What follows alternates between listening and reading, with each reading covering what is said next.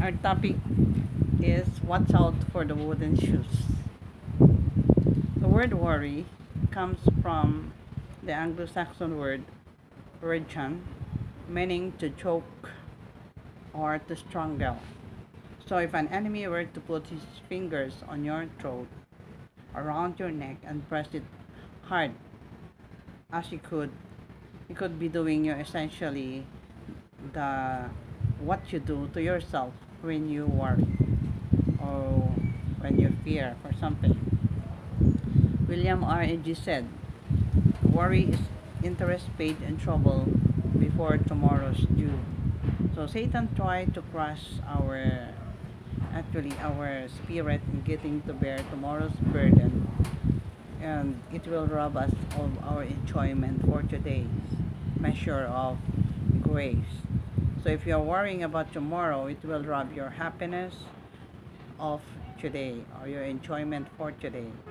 And if we're worrying about tomorrow, we will will not tomorrow will not empty tomorrow's problems, but it will deplete our reserves of strength, and we need what that we are going to need for tomorrow. So sabot is the French word for wooden shoe. What is this wooden shoe? The word sabotage originated from the practice of throwing a wooden shoe into the machinery to stop it work, and it has meant to hinder the production of that product, so or to spoil it. And here, worry is the wooden shoe that Satan casts into our lives to hinder us to work for God. And in this attempt, it paralyzes our spirit and also sours the disposition, and of course, the action to follow.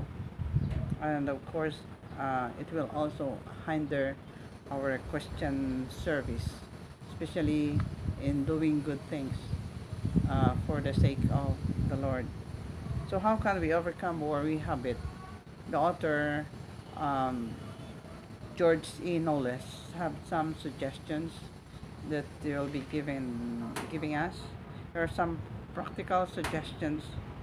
Said write down precisely what you're worrying about. You have to write it down, and then add what you think you can do about it. What are the things that you can do about the things that worry you, and then you have what you have to do is consider what God can do if you ask Him the burden that you have. What will God's answer be? Decide what, of course, the action to follow. You have to do it immediately to carry out your decision and even your solutions.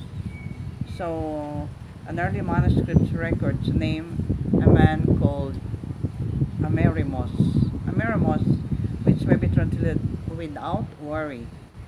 He first, in the first thought, that man was a pagan Greek who had been a perpetual warrior.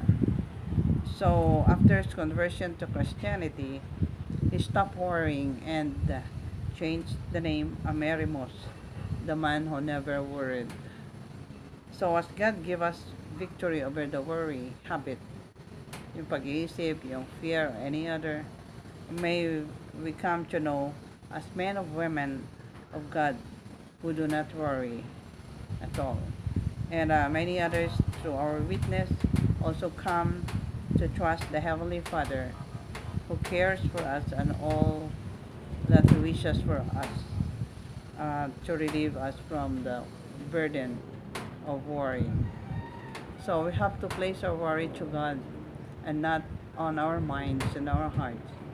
Let God work wonders in our heart and minds and bring that worry down.